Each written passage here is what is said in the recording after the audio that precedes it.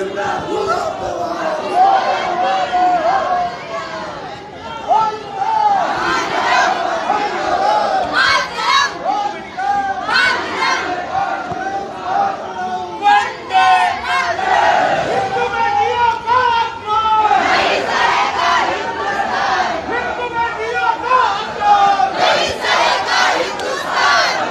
साथ जो अमानवीय विभत्स घृणित कार्य हुआ है जो उसका ये एक प्रकटीकरण है, उसके रोष का प्रकटीकरण है। हिंदू समाज इस बात से बहुत नाराज है, हिंदू समाज में बहुत रोष है, इसलिए आज ये रैली निकाली गई है।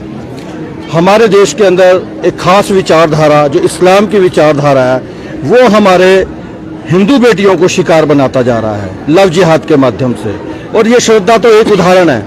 उसके अलावा बहुत सी बेटियां हम देखते हैं जिनको भगाया गया है, कईयों को तो जिक्र भी नहीं आया, समाचार भी नहीं मिले कि क्या हुआ क्या नहीं हुआ। लेकिन श्रद्धा का जो केस है ये सब मीडिया में आया, उजागर हुआ है। हमारे हिंदू समाज की बहुत बेटियों के साथ ऐसा होता रहा है, इसलिए आज ये जो रोष की रैली निकाली गई है ये एक जागरण के लिए भी है कि हिंदू एक अवेकनिंग कॉल है हिंदू बेटियों के लिए, हिंदू समाज के लिए कि वो जागें, हम सब लोग संगठित हो जागें और इस प्रकार का अगर कोई कृत्य होता है तो उसका पुरजोर विरोध करें और ऐसा ना हो। और क्योंकि हमारी हिंदू समाज की बेटियां खासकर श्रद्धा का विषय अगर लें तो वेस्टर्न कल्चर, पाश्चात्य संस्कृति उसके पीछे पड़ते हैं।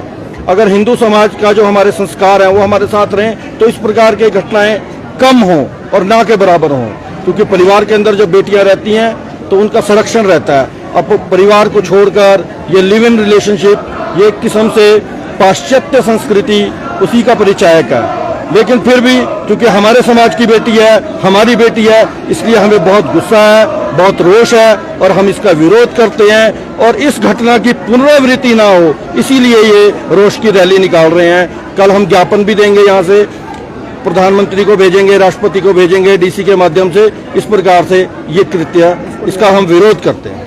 सर ये बात होगी लव जिहाद की, जैसे कि कुछ बात की जाए बलात्कार की, हिंदू भी कर रहे हैं बीच में, जैसे कि कई केस आ रहे, 5000 केस अभी पेंडिंग में चले, इसके बारे में क्या कहेंगे कि रोष उसमें कोई रोष नहीं? जब कोई हिंदू करता है तब कोई आवाज़ नहीं उठाई जाती है सर, ऐसा क्यों है? मुस्लिम के भी आपने कहा कि ये मुस्लिम समुदाय ने ऐसा दुष्कर्म किया, जब कोई हिंदू दुष्कर्म करता है निकालते हैं भैया, रैली निकालते हैं। आपने देखा नहीं पिछले वर्ष की बात, जब आपने देखा वो जो कैंडल मार्च इतने निकले बीच में, वो हिंदू लड़कियों, वो तो हिंदुओं का कृत्य थे, कई उसमें भी निकले हैं। लेकिन अब ऐसा है ना जी, जो समाज में एक आदत बन गई है जिस समाज की, हम उसका विरोध कर रहे हैं।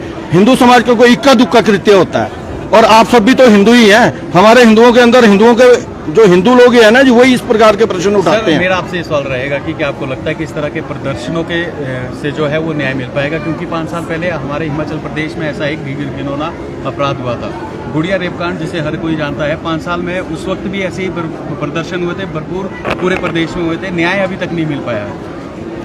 देखिए, लेकिन समाज को जागरूक करने का काम तो इस प्रकार से होता है ना जी। अगर हम चुप करके आराम से घर में बैठे जाएंगे, इसके विरोध में आवाज ही नहीं उठाएंगे तो ये डेमोक्रेसी है, जनतंत्र है। अगर लोग आवाज नहीं उठाएंगे तो आवाज आगे तक कैसे जाएगी, लोगों में जागरूकता कैसे होगी? हम घर में तो नहीं बैठ सकते ना जी।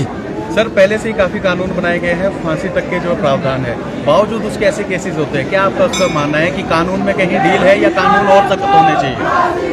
देखिए, कानून अपना कार्य करता है, लेकिन जो समाज है वो कानून को मानने वाला होना चाहिए। लेकिन हमारे देश के अंदर कुछ, जैसे मैंने बात की पहले भी, कुछ ऐसी विचारधाराएं हैं वो मानते ही नहीं है कानून को।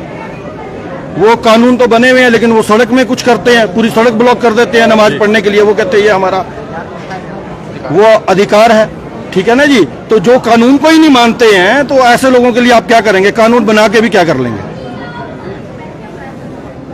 जरूरी है हिंदू समाज को। हिंदू समाज संगठित होगा, ताकतवर होगा तो निश्चित रूप से इस प्रकार की ताकतों को हम दबा सकेंगे। जैसे आपने कहा कि कुछ ऐसे विचार वाले हैं जो नियमों को नहीं मानते हैं, तो कैसे उन्हें सुधारा जाए?